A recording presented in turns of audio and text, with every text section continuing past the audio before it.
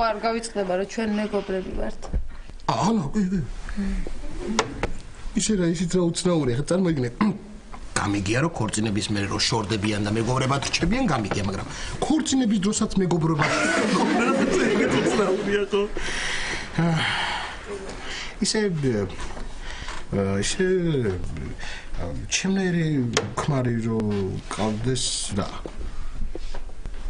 არაფერი შეიძლება და შენ რო ყავდეს ჩემნაირი ცოლი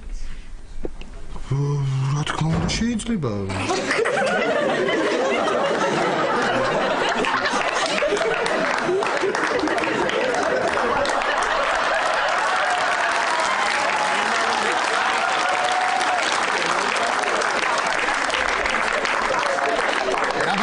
ისე ხარავაი ჩემნაირი შვილი რო ყავდეთ მაგაზე